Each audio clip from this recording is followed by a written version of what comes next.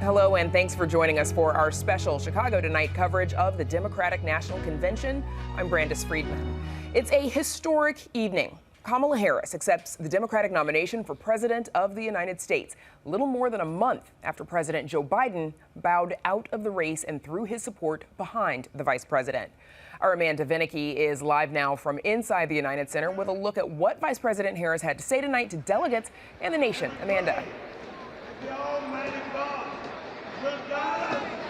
It's what this whole week has been working toward. Vice President Kamala Harris accepting her party's nomination for a promotion to President of the United States. On behalf of everyone whose story could only be written in the greatest nation on earth, I accept your nomination to be President of the United States of America. In a speech that could be her greatest opportunity to reach undecided voters, she made a direct appeal to them, promising to be a president for all of America. I know there are people of various political views watching tonight, and I want you to know I promise to be a president for all Americans. You can always trust me to put country above party and self, to hold sacred America's fundamental principles, from the rule of law to free and fair elections, to the peaceful transfer of power.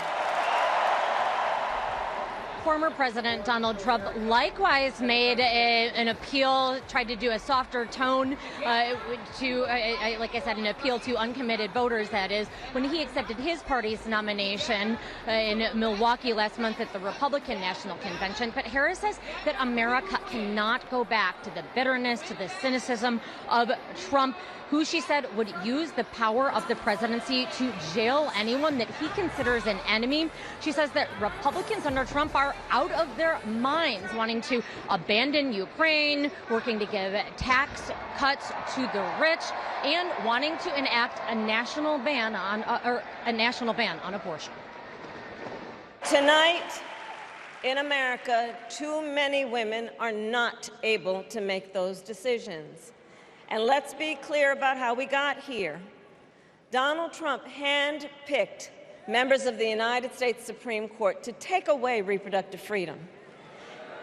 And now he brags about it. In contrast, she promised that as president, as commander-in-chief, that she would look out for the middle class. She would work to lower the cost of health care, improve America's housing situation, and sign a law restoring Roe. She also said that she would stand up against foreign countries that are rooting for Trump to be back in the White House. Now, as has been evident with protests we've been reporting on all week outside and even inside here, the United Center at the Democratic National Convention, the biggest international issue on many Americans' minds right now is the ongoing war in Gaza. Applause was more muted than during the rest of her speech when Harris promised to always give support to Israel, as she says it faces attacks from terrorists, as we saw in Hamas October 7th. With respect to the war in Gaza, President Biden and I are working around the clock, because now is the time to get a hostage deal and a ceasefire deal done. Harris has been the vice president for the past 4 years, but this really was her opportunity to reintroduce herself, or in many ways introduce herself, to really share her life story, her motivations, not just her policies. She talked about her career as a prosecutor, as an attorney, and yes, as a politician, that she says has all been about one thing: the people. She says it is about fighting injustice, sort of the golden rule, lessons, she says, that she learned from her departed mother. All right, Amanda, thank you. And of course, we'll see you again in a few minutes with Illinois Lieutenant Governor Juliana Stratton. Now we go to Nick Blumberg in another part of the United Center as delegates are filing out with a look at what former Illinois Congressman Republican Adam Kinzinger and others had to say from the stage tonight. Nick. That's right, Brandis. There were a lot of others on the stage tonight. Some star power indeed. We heard the Chicks perform the national anthem in 3-part harmony. We had an acoustic performance from Pink. There was also a very impressive drumline performance from Chicago's own The Pack. Now, even though America isn't a monarchy, a lot of people expected to see a queen tonight, Queen Bee that is. No Beyonce after all, but of course Harris did take the stage and celebrate afterwards with Beyonce's song Freedom, which she has been using for the last few weeks. Now, Democrats have also been rolling out a lot of Republicans on this stage over the course of the week. Ex-Trump staffers, regretful Trump voters. As you mentioned, we heard from former Congressman Adam Kinzinger, who served on the January 6th commission. Now he's part of a group called Republicans for Harris. Kinzinger said he has a message for his fellow Republicans. He's discovered that Democrats are just as patriotic as they are. I've learned something about my party too, something I couldn't ignore. The Republican Party is no longer conservative. It has switched its allegiance from the principles that gave it purpose to a man whose only purpose is himself. We also heard from one of Kinzinger's former colleagues, who is, of course, still serving in the U.S. House. That is Raja Krishnamurthy. Now, he's on a House committee that looks at American competition with the Chinese Communist Party. Krishnamurthy told the room that China absolutely wants to see Trump at the bargaining table. Because he'll start endless trade wars that raise prices for Americans. Because he'll cut programs that train workers in America.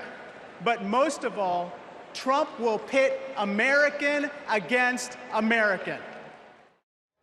And Nick, among the other Illinoisans who took the stage tonight, one was not a politician, though. Tell us about Edgar Vilches.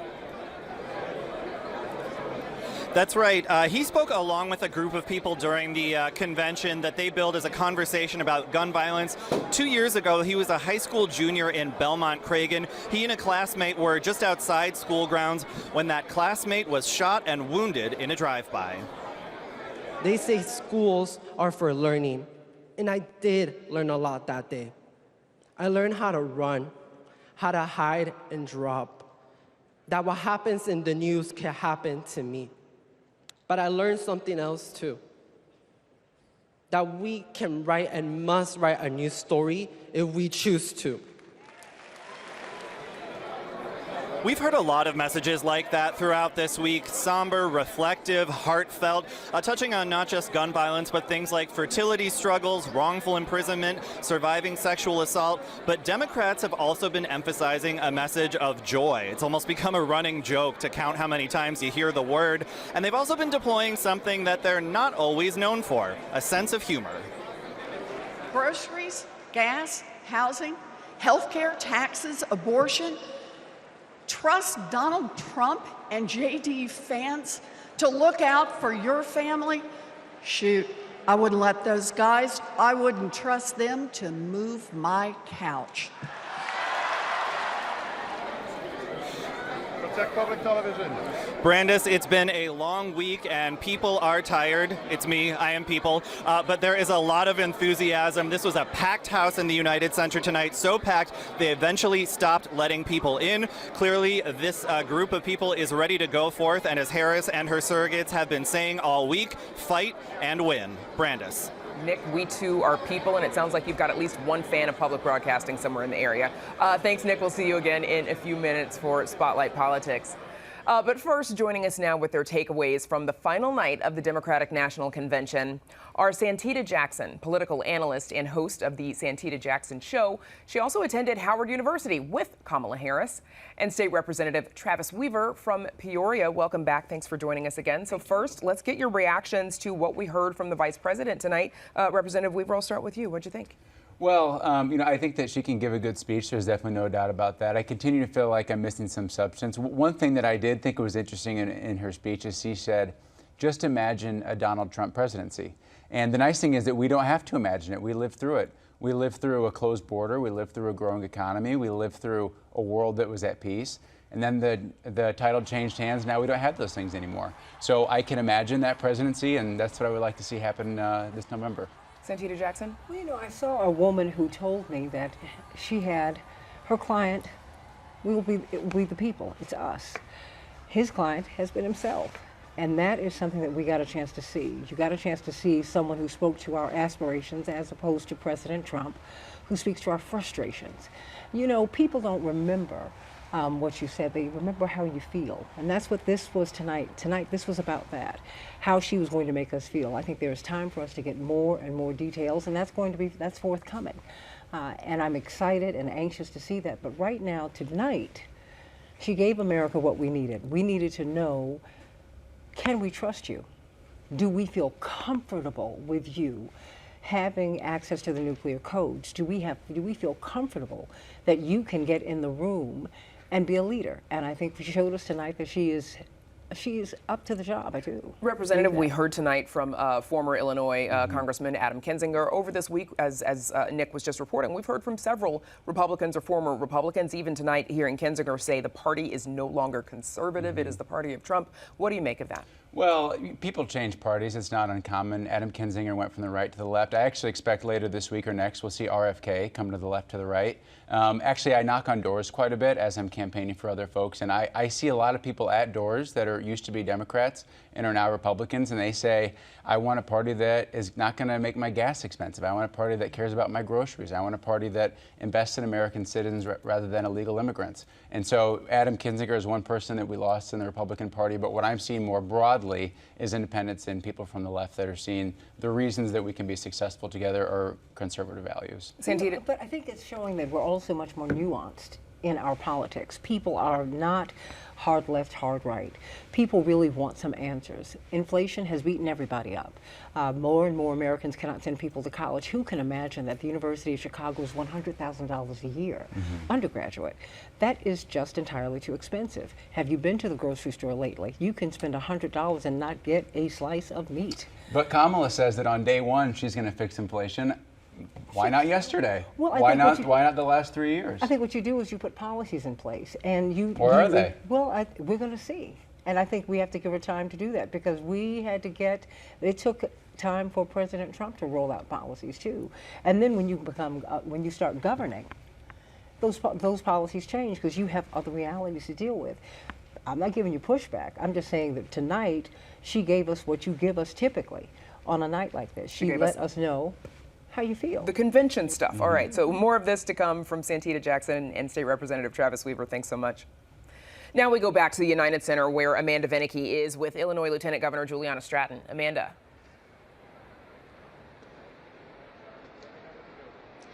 Thanks so much for joining us, Lieutenant Governor. And those 100,000 balloons are still falling, being popped. What did it feel like to be down there as you watched the nomination of who may become the first woman to serve as President of the United States? Well, it was overwhelming at times. I sat there and I actually shed a few tears just thinking about just the magnitude of this occasion and knowing when she said, I accept the nomination for President of the United States, to hear a woman's voice and know that there was so much enthusiasm, so many people who really believe that we can do it this time, that we got close in 2016, but this time we are determined to not go back, to go forward. And I just was so proud of the way that she kind of laid out her case as to why she's the most qualified person to take on this job and to lead our country forward.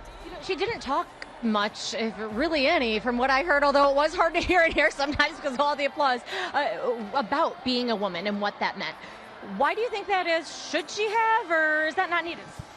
Well, I think whether she talked about it or not, there are so many people who are just excited about this historic candidacy and the history that I believe will be made on November 5th. But what I really loved about what she did in this speech was to talk about her experience, to talk about her life story, to let people know who Kamala Harris is, how her mother raised her, the values that she has, and how she used all of those values to propel her career as a district attorney, as a prosecutor, as an attorney general, as vice president. And I just loved hearing her foreign affairs experience. She is the most qualified for this job, and I'm just so excited that she's at the top of the ticket. Now, You are, as many individuals are, wearing white, a nod to the women's suffrage movement, but you also have a green pin in the shape of Illinois, I will add. You are an AKA, same sorority as Kamala Harris. Tell us about that sisterhood and what difference that means, both what it means to you and what difference it could make to her campaign. Well, yes, I loved that everyone was wearing the white in honor of women's suffragists, but I think that the pink and green for Alpha Kappa Alpha and all of the Divine Nine organizations really were sort of sprinkled out throughout this wonderful auditorium and stadium.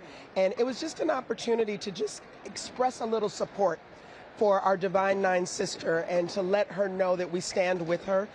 Alpha Kappa Alpha Sorority Incorporated, I'm speaking just as a member, is about service, and it is about giving back to the community. And I think today Vice President Harris talked about her long career of service that's going to take her all the way to the White House. In the very few seconds that we have left, this is the closing night of the convention. What do you hope the takeaway is for everybody who's maybe come to Chicago for the first time into the DNC? It was a thrilling week. What I hope is everyone understands that the Democrats are unified, but we have to keep working. It's not going to be a cakewalk. We have a lot of work to do to be victorious on November 5th, and we're going to do it. Once again, Juliana Stratton here to watch potentially the elevation of Vice President Kamala Harris to become the first woman and first black woman to hold the office of presidency. You, of course, first black woman to hold the office of Lieutenant Governor in Illinois. Thank you so much for your time. Thank you for having me. Back to you. All right, Amanda, thank you, and thanks to Lieutenant Governor Stratton as well. And after the break, we'll gather the whole team to unpack what Democrats did and did not accomplish this week. Don't go away. Chicago Tonight is made possible in part by the Alexandra and John Nichols family, the Jim and Kay Mabee family, the Polk Brothers Foundation, and the support of these donors.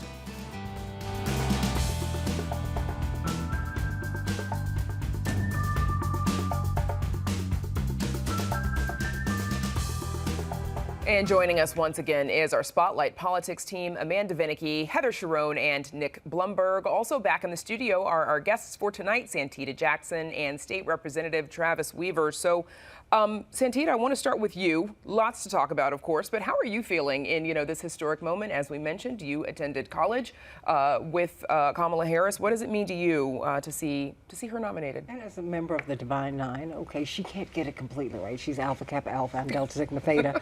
But and if you know, you know.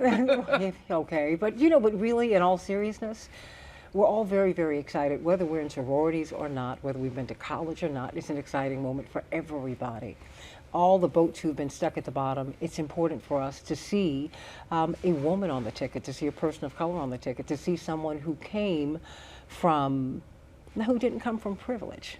No one gave her anything. Someone who has made, and because of that, she's decided to go after predators. She said, look, whether it's a personal predator or an institutional one, because I have been the vulnerable person, because I have lived on the downside of advantage, I've had to fight for my mother's life. What I want to do is use my career to stand for those who are living in the gap, who've fallen in the cracks. And so it was just exciting to hear someone who gives us a bottom-up perspective. Look, she is black, she is Asian, that is obvious. But what she's giving us is the perspective of people who are living on the downside of advantage. And that for me is exciting. All right, and so here's a little bit of presidential candidate Kamala Harris's speech tonight, where she paid tribute to her mother.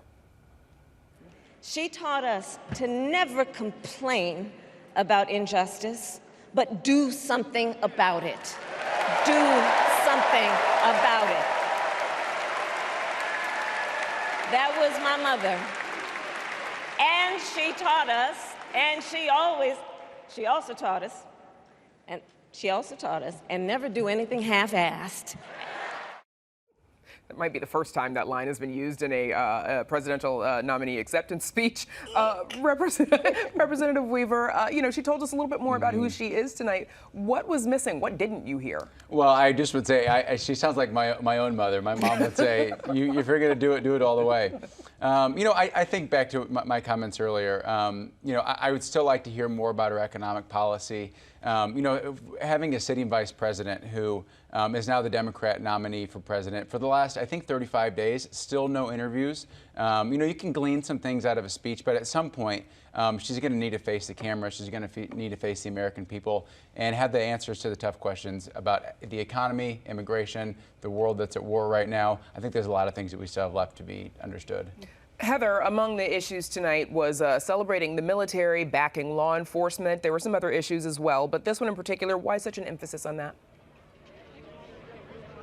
Well, you know, she didn't mention it during her speech, but of course she would be the first female president. And just like with Hillary Clinton, it was clear that she wanted to tell the American people how she would serve as our commander-in-chief, which is why we heard so much about her work as a prosecutor. We heard her again say that her only client has been the people. She is Kamala Harris for the people, one of her campaign slogans. But we also heard from people like Leon Panetta, a former defense secretary who has been part of sort of the military-industrial complex of this country for decades. He helped lead the raid that ended with the killing of Osama bin Laden, and his vouching for Harris is a way to sort of address concerns that perhaps older people, perhaps male people have about electing a woman and putting her in charge of the armed services. It's something that America has never done, and while she didn't address it directly, it's clear that she sees this as sort of a place to shore up, and she leaned into that tonight, knowing that she had the biggest audience that she has ever had to this point watching. Amanda, there was, of course, concern ahead of the DNC that this one would be a black eye for the city if things did not go well. A lot of people, you know, remembering 1968. I think our superintendent getting kind of sick of people recounting those memories. But, you know, has this convention sort of excised or exorcised those ghosts?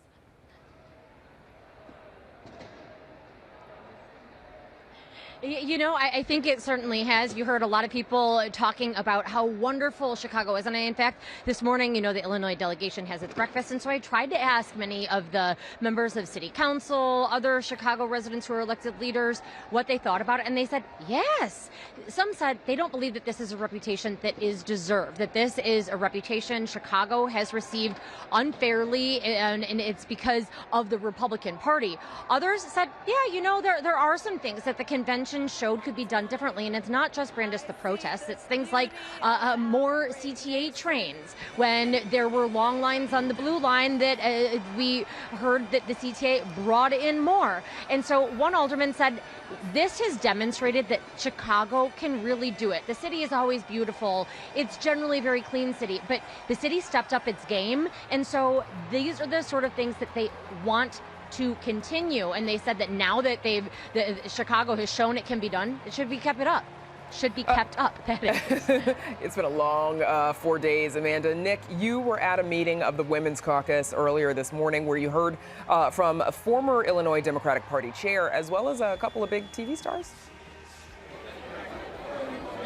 That's right. We heard from Congresswoman Robin Kelly, who apologized for the hoarseness of her voice, something we've been hearing from a lot of politicians throughout the week. But to that end of welcoming people to Chicago, she said, hey, we ordered up some great weather for you. And she was really happy to see all the folks in town enjoying what Chicago has to offer. But she also had a message that, you know, Democrats have to stay focused. They have to, as Michelle Obama said, do something. Also heard from Speaker Emerita Nancy Pelosi, who's been making the rounds and getting a pretty great reception from Democrats all week at official events. But probably the biggest, standing ovation and excitement in the room was when Abbott Elementary star Cheryl Lee Ralph showed up. She led the room in a sing-along of "We Are Not Going Back," had a very strong message of activism for those in the room. And if you have noticed on the show that her character has a deliberate manner of speaking, that doesn't seem like it's acting. That just kind of seems like that's how she talks. She was fired up, and she had a message for everybody, and she wanted to make it crystal clear they need to get out there and work for the next couple months. Yeah, that's pretty good, Nick. Actually, I think you should audition. Heather, a surprise speaker tonight was former Illinois Attorney General Lisa Madigan. She's been out of office or out of politics since she left office back in 2019. Why did she speak? Well, while she was Attorney General, Kamala Harris was Attorney General of California, and they were both forced to grapple with the aftermath of the 2008 Great Recession when the housing market collapsed that threatened to turn thousands of families out of their homes because of foreclosures. They've joined forces to force what they call big banks to allow those families to renegotiate those mortgages. And Lisa Madigan delivered a full-throated endorsement of Kamala Harris's willingness and ability to take on those moneyed interests, which dovetails exactly with her sort of case against former President Donald Trump. We heard her say that he would not care for the American people, but only for his billionaire friends. And that's why Lisa Madigan, in a little bit of a surprise appearance, was at tonight's convention.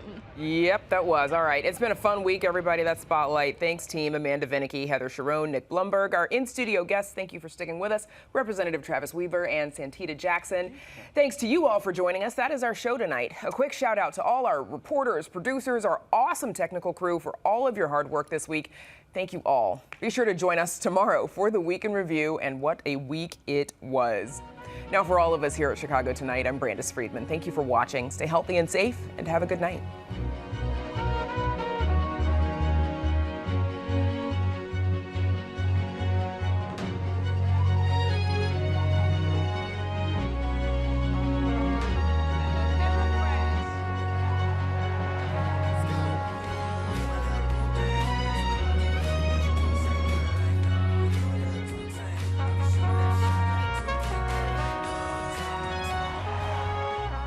Closed captioning is made possible by Robert A. Clifford and Clifford Law Offices, a personal injury law firm dedicated to preserving the dignity and rights of all individuals.